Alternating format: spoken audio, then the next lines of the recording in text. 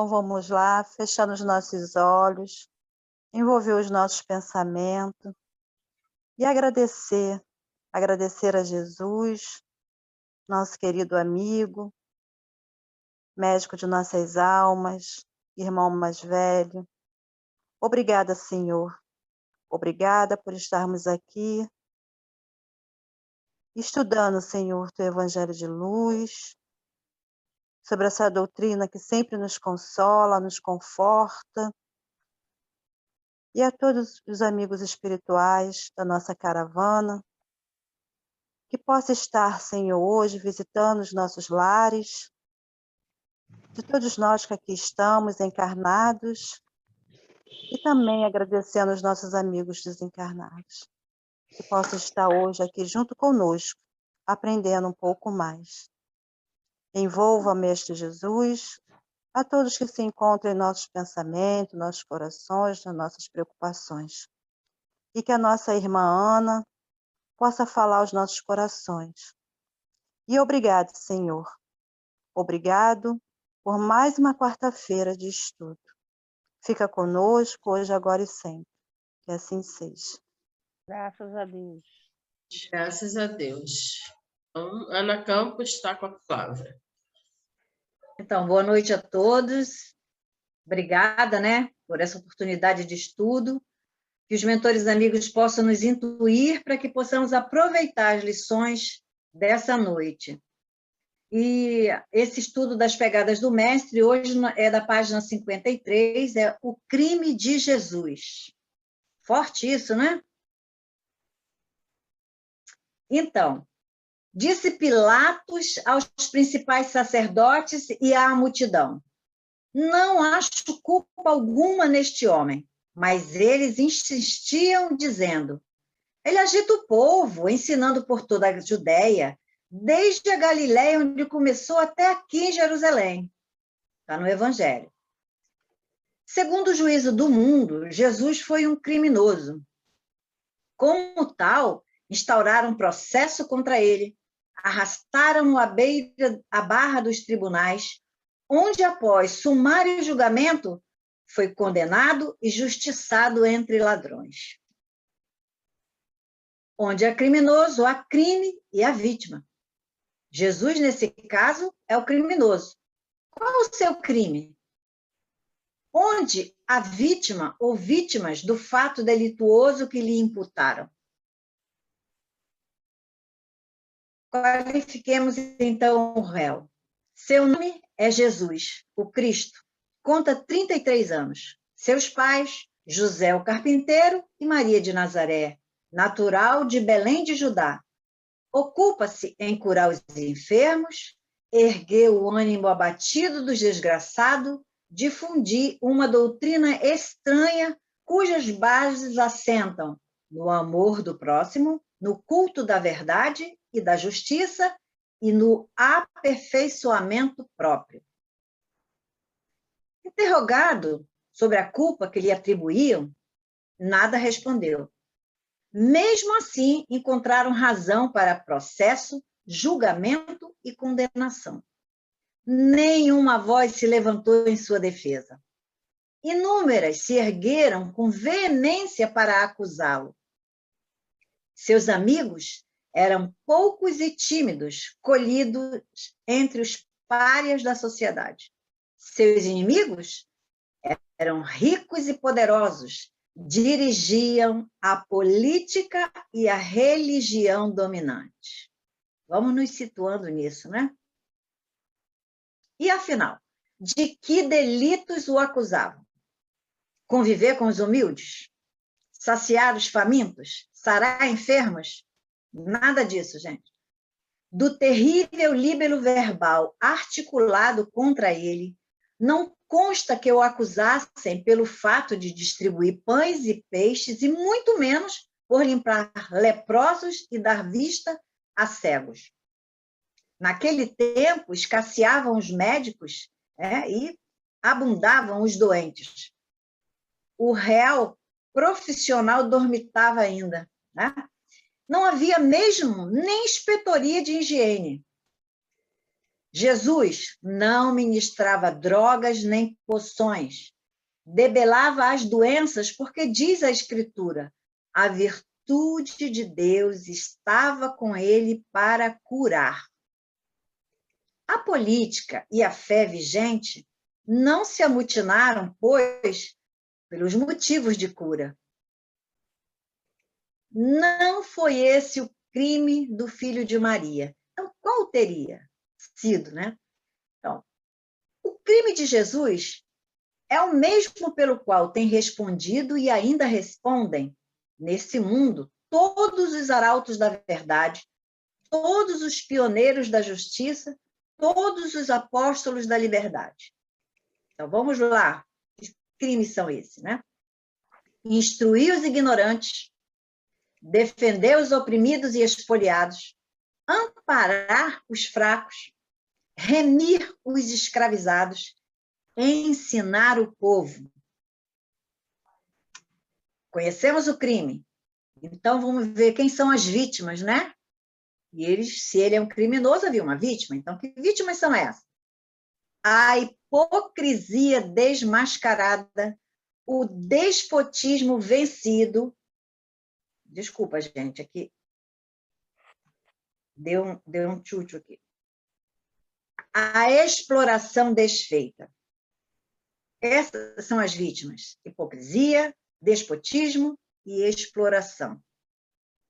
Ora, Jesus, pregando ali em toda aquela região, ele conquistou uma popularidade enorme, e isso gerava revolta nos líderes religiosos hebraicos, que nele não reconheciam a figura do Messias enviado por Deus. Além disso, atribuíam a ele diversos crimes, como o de blasfêmia, profanar o sábado, que é o dia resguardado, né, dos judeus, subversão e intitular-se falsamente como profeta. Eles atribuíam a Jesus esses crimes. E a lei judaica, ela seguindo a orientação bíblica, ela exigia, né, nessas denúncias, que pelo menos 2 testemunhas para dar suporte à acusação. O que os inimigos de Jesus fizeram? Corromperam com 30 moedas de prata Judas Iscariotes, que era um dos 12 apóstolos de Cristo, né, para que ele apontasse quem era Jesus. E a gente sabe, né, que Judas foi, beijou o rosto de Jesus naquele sinal combinado com os inquisidores. Efetuada a prisão de Cristo, foi levado à casa do sumo sacerdote, e Pedro, o primeiro apóstolo que se achava no local, ao ser acusado por uma mulher de ser amigo de Jesus, respondeu rápido: mulher, eu nem o conheço. E Jesus foi levado, então, ao Sinédrio, chefiado por Caifás. Mas ele não poderia ser condenado à morte por aqueles crimes do qual ele era acusado. Por quê? Essa punição não era prevista, sendo as penas mais brandas. Por esse motivo, ele foi levado a Pôncio Pilatos, que era o governador romano e detinha o poder de julgar, e lá eles afirmaram que Cristo se negava a recolher os tributos, dizia ser rei dos judeus e incitava a rebelião por toda a Judéia, né? Isso sim, que eram condutas do interesse do Império Romano. Né? Então, inventaram um monte de histórias para que ele pudesse ser levado diante de quem tinha o poder de julgar, né? Mas Pilatos não ficou convencido da gravidade daquilo que ele estava sendo relatado a ele. E, considerando o fato de que Cristo era da Galileia, ele enviou a Herodes para que ele fosse julgado. Este, todavia, não encontrou nada também que incriminasse Jesus. Ele não viu em Jesus nenhum sinal de que praticasse milagres, e aí falou: manda de volta para Pilatos. Mas Pôncio Pilatos continuou se recusando a condenar. Por 3 vezes ele hesitou em permitir a sanção máxima, mas ele foi pressionado pela ameaça dos sacerdotes, que insinuavam que isso podia ser levado ao conhecimento de César, e a população, que eles mesmos já tinham, né, agitado, né, já tinha pelo meio ali as pessoas que estavam assim, infiltradas, né? E para poder acontecer o que eles queriam, então estavam ali pedindo a morte, né, de Jesus, e aí Pilatos cedeu, né? Mas o que Pilatos fez? Ele pediu que lhe trouxessem água, lavou as mãos, se disse inocente do que estava acontecendo e entregou Cristo à multidão para que fosse executada a sentença de morte que eles tanto almejavam. Ora, Pilatos estava convencido que não era o caso de impor-se as mais graves penas, mas mesmo assim ele deixou Jesus nas mãos dos seus algozes. Esse tipo de atitude cômoda que Pilatos, né, se colocou, e essa expressão lavar as mãos, ela passou a significar que a pessoa não é responsável por determinado ato, né? Mas acontece que essa omissão, igual a de Pilatos, continua a ocorrer atualmente, ainda que em situações diferentes, né? A pessoa, não tenho nada com isso, né? Aí passa para frente. E só aqui, os omissos, eles deram e dão uma enorme colaboração para que as coisas piorem, né? Quando se omite, você sabe, eu não faço o bem, mas também eu não faço o mal. Ah, tá. Então, se omitir não é estar alimentando. São várias coisas que a gente tem dentro do Evangelho de Jesus, dentro dos ensinamentos, para a gente raciocinar um pouco dentro da nossa própria vida, né? Então, são muitas as situações que a gente vê que ocorrem. Desde os magistrados que não tomam providência, né, contra aqueles que praticam ações condenáveis, até as pessoas do povo que, por comodismo, não denunciam práticas irregulares, ou até mesmo apoiam aquelas atitudes, ou simplesmente se omitem. O tal ficar em cima do muro, né? Essa frase.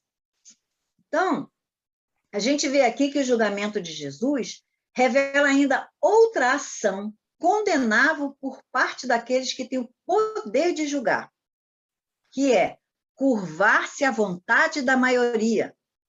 E quanto a gente está vendo isso, né? O julgador ele tem que ouvir a voz das ruas, ser sensível ao pensamento da população, mas não deve nunca julgar para atender a esse clamor, né? E com isso alcançar popularidade, né? Não deve deixar o pêndulo da balança, que vai para um lado, para o outro, porque, né, nesse depender da pressão pública que lhe é feita. Naquele tempo de Jesus, a intimidação ela se dava durante o julgamento, que era público e oral. Hoje, ela se dá através das redes sociais de comunicação, pelas notícias da mídia em tempo real. Então, não cabe ao juiz decidir dessa ou daquela forma para ser o queridinho, né, da maior parte da população ou de determinada minoria, por mais simpática que seja a causa, né? Ele tem que seguir a Constituição e as leis do país. E a gente vê que essas está cada vez menos prestigiada.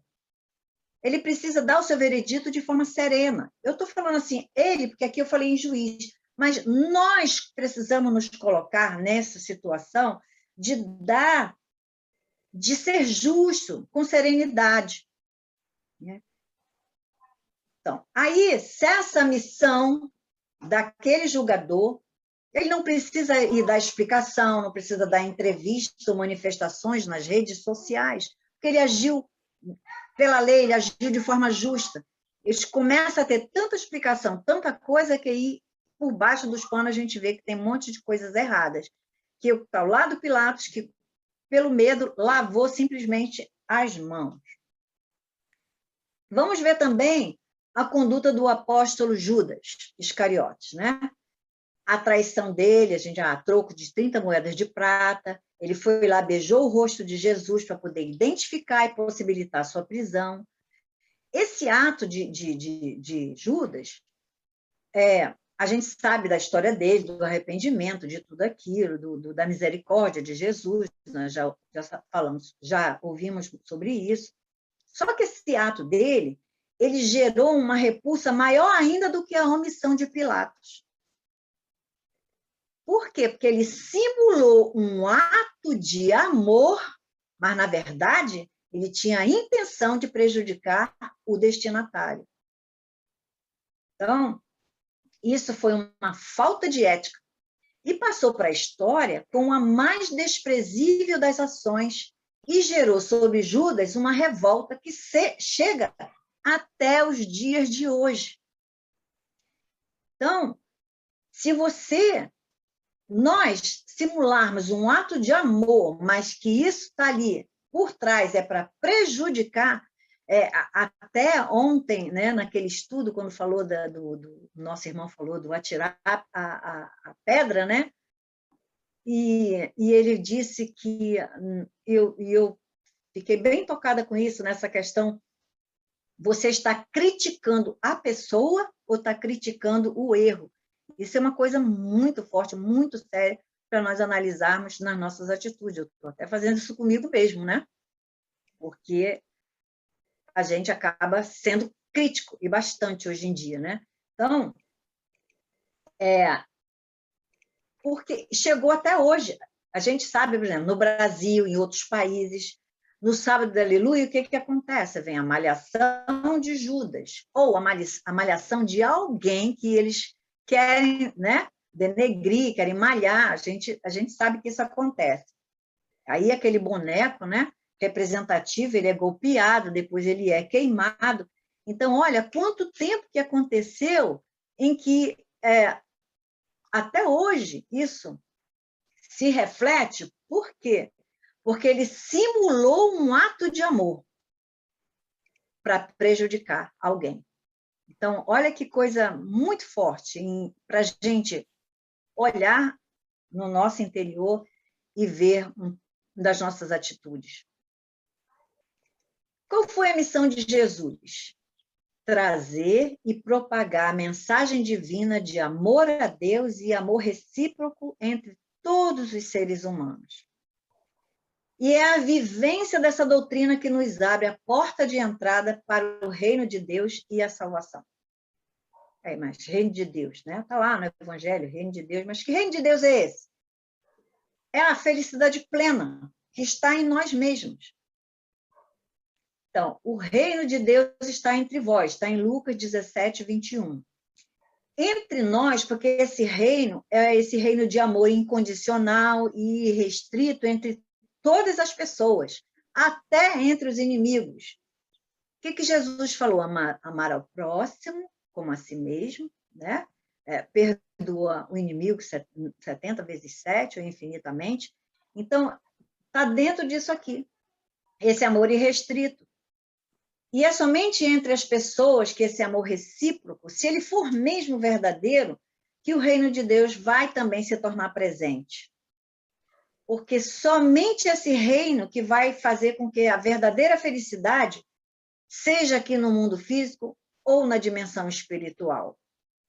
Nós somos aprendizes, né? Nós estamos até na caravana do amor. Que maravilha que estamos juntos, né? Aprendendo, nos esforçando para despertar esse amor. E a gente começa um pelos outros. Já saiu da nossa família, já fomos para este grupo, e daí já parte, e a gente vai nesse aprendizado desse amor, né? Ainda estamos bem longe, porque fazemos tantas exigências, né? Pedimos tantas concessões ainda, mas nós estamos aprendendo. O que precisamos para realizar esse reino de Deus em nós? E, consequentemente, a nossa salvação ou a libertação? Temos aprendido. É necessário a reencarnação. Olha que maravilha, né? A misericórdia divina. Porque é ela mesma, a reencarnação, que nos dá essa condição de a gente evoluir até atingir o nível do reino de Deus, da vida de Jesus, e, por consequente, a nossa salvação. Porque é a imitação da vida exemplar de Jesus que nos salva. Porque, sim, Cristo morreu na cruz para nos salvar. Ele aceitou diante das leis de Deus, e ele veio, e ele nos ensinou, mas se nós ficarmos naquela contemplação da cruz, naquele sofrimento, achando, o Cristo está lá crucificado. Não, não é isso. Nós precisamos imitar a vida de Jesus através desses ensinamentos que o Evangelho nos traz. Então, isso sim é que vai nos salvar, essa imitação, né?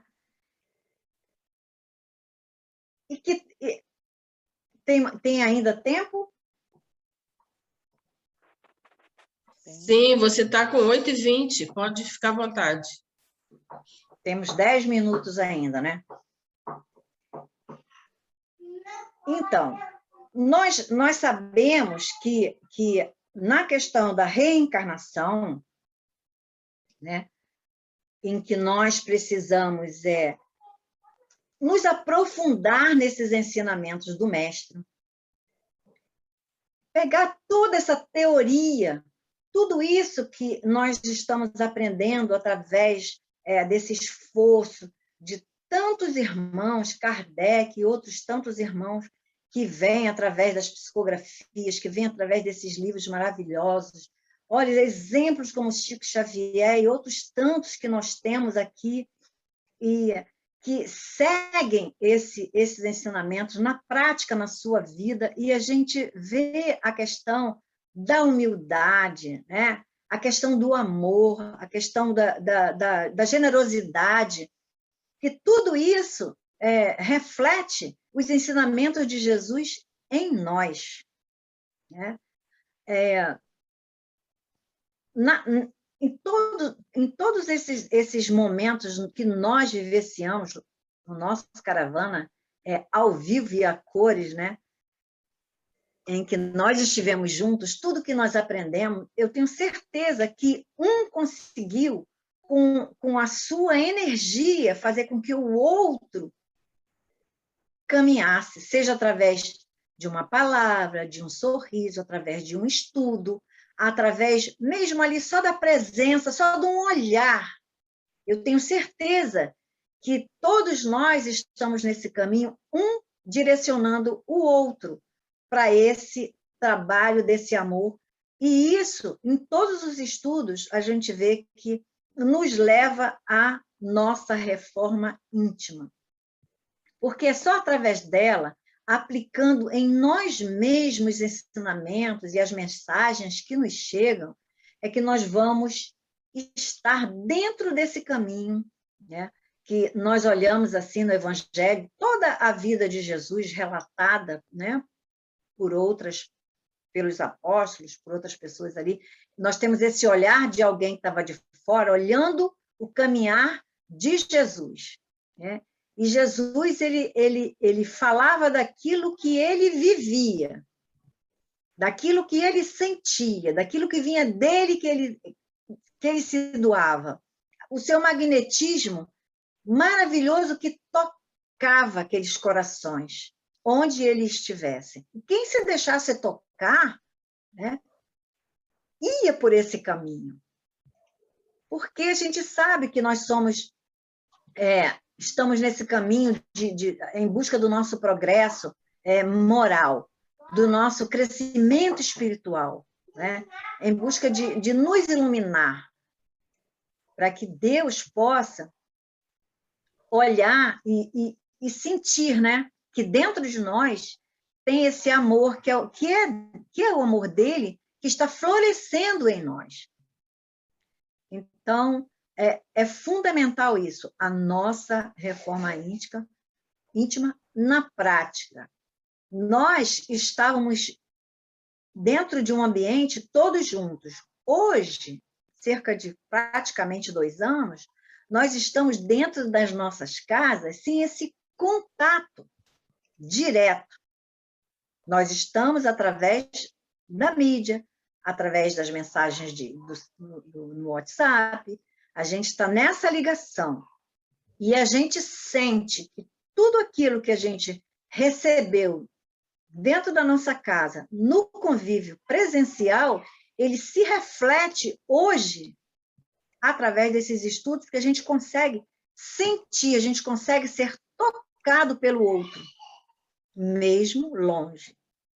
A gente consegue que essa energia chegue até nós, porque nós estamos com essa boa vontade de nos melhorar. Eu tenho certeza que cada um de vocês, assim como eu, sente dentro de si que essa nossa ligação, ela vai muito além da parte física, né? Então, isso é maravilhoso, porque nós estamos nesse caminho de aprendizado no Evangelho de Jesus. Nós não estamos parados contemplando o sofrimento dele, por tudo que ele passou por nós. Nós estamos pegando as lições que ele nos deu e estamos nessa busca. Erramos sim, e ainda muito. Conseguimos praticar os ensinamentos de Jesus? A gente sabe que ainda, na sua totalidade, não, mas nós estamos nessa boa vontade de nos transformar. Eu agradeço a cada um de vocês, né, que fazem com que eu tenha essa vontade de lutar dentro de mim por essa transformação. Agradeço a Deus sempre pela misericórdia de ter nos enviado Jesus, trazendo esse ensinamento maravilhoso para que nós possamos ter esse despertar de quem realmente nós somos, a capacidade que nós temos de lutar contra nós mesmos, de nos transformar para melhor através de Jesus.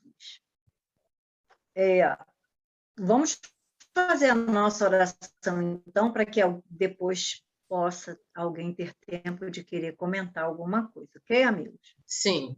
Posso? Pode. Então, vamos fechar os nossos olhos, ligar os nossos pensamentos em Jesus. Senhor, fostes injustiçado pelos interesses da casta sacerdotal no poder, aterrorizada pelo medo de perder o domínio sobre o povo e, sobretudo, de ver desaparecer a riqueza acumulada à custa da fé das pessoas.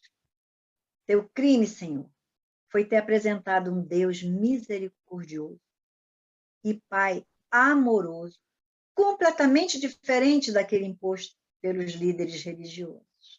Um Pai que nunca pede aos seus filhos, mas que sempre dá. Teu crime, Senhor, foi instruir os ignorantes, defender os oprimidos, amparar os fracos, remir os escravizados, ensinar o povo. Teus algozes perderam e continuarão perdendo, porque os vossos ensinamentos são eternos. Vosso amor continua envolvendo a humanidade. Vossos ensinamentos continuam a nos guiar no caminho da salvação. Gratidão, Senhor, pela oportunidade de aprender, de servir, de renovar nossos sentimentos, de nos reformar moral e espiritualmente, de caminhar com irmãos que impulsionam nossa evolução. Permita, Senhor, que teus ensinamentos penetrem em nossa mente e em nosso ser, nos dando força e coragem para seguirmos firmes nesse caminho que o Pai de amor nos concedeu. Gratidão aos nossos amigos espirituais, trabalhadores incansáveis do bem e do amor. Gratidão por fazermos parte dessa caravana de amor. Graças a Deus. Graças a Deus. Palavra aberta agora. Graças a Deus.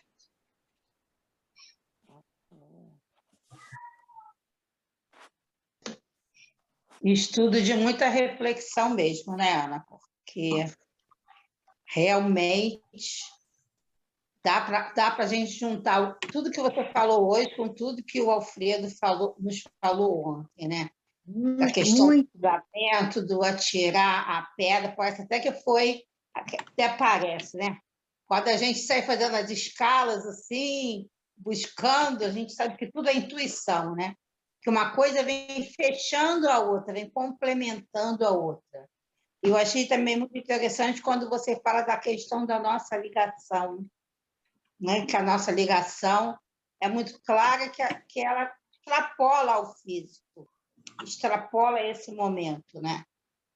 Ela já existia para muitos, com aqueles que não existia anteriormente, passará a existir no futuro, e isso é muito importante, é realmente que nos dá força, estarmos todos ligados e um ajudando o outro, sinalizando as dificuldades de perdão, né? Sinalizando se estamos sendo muito incisivos, julgando demais, e é fundamental que estejamos ligados, unidos amorosamente, para que essa sinalização seja colocada e a gente perceba a intenção do outro em ver o nosso crescimento, e não o fato de estar julgando ou criticando. Foi realmente, me impressionou ontem, eu estava assistindo e meu estudo já estava pronto, né, há mais de uma semana, e eu vinha fazendo resumo, então já estava já estava na minha cabeça o que eu já tinha passado, e realmente eu pensei assim, nossa, que coisa, que eu fui muito tocada mesmo, né? Porque a gente, quando eu assisto um estudo e me toca, porque eu vou logo lá no fundo de mim mesmo, vou falando, dona Ana Campos, e aí? Aí eu começo a me sacudir, né? Olha só, aí isso é maravilhoso, porque às vezes a gente fica assim, sem prestar atenção a pequenos detalhes. Quando a gente vê alguém falar, e a gente fica assim, porque eu estudo exatamente para isso. Vem de encontro a você. Então, você... essa é a finalidade. Não é o que eu vou falar para vocês, é o que está sendo para mim, para que eu faça essa análise agora. Eu tenho que ser franca, eu faço análise para mim, para que vocês possam também falar assim, poxa, será que isso aí não está me tocando também? Eu vou me analisar por esse ângulo também. É isso que cada um, quando faz o estudo, que traz uma ideia e que busca algo dentro de você e que te sacode, isso é muito bom. E a importância do estudo coletivo é isso, porque nós podemos, na nossa casa, no particular, pegarmos e estudarmos, mas quando a gente está em grupo, cada um percebe algo que eu, na minha pequenez, não percebi. E, de repente, você me chama a atenção num ponto que eu não tinha visto. Isso que é interessante, né? Essa soma de percepções. É verdade. Falem, povo. Só vão ficar falando as duas aqui? Olha, eu tenho uma coisa para falar também. Realmente isso que a Ana falou, isso é muito verdadeiro ali no nosso grupo. Eu acredito que todas as casas, né, a grande maioria seja assim. Porque não é à toa que a gente se reúne numa comunidade espírita, numa casa espírita. A gente percebe que a nossa casa é sempre pequena, porque a gente se agrupou ali, é uma egrégora, né? A gente se agrupou ali, não é por acaso, não. Nós já estivemos juntos, né? Numa outra existência, e nós precisamos crescer juntos. Nós temos a mesma concepção. Todos nós temos a mesma concepção, o mesmo amor. E todos nós precisamos desenvolver nossas habilidades, nossas virtudes. E a gente está junto justamente para um apontar para o outro o tempo todo, e um corrigir o outro, e um ajudar o outro, e um perceber e perdoar o outro. E é como no estudo de ontem, corrigir o erro, entendeu? Sem acusar aquela pessoa que errou. Então, esse estudo tem tudo a ver com o nosso grupo, que realmente é pequeno, como todo grupo que Kardec queria que todas as casas fossem assim, né, pequenas, para que justamente houvesse essa interação, essa comunhão de pensamentos e de desenvolvimento de reforma íntima, que cada um vai ajudando o outro. Achei muito interessante isso.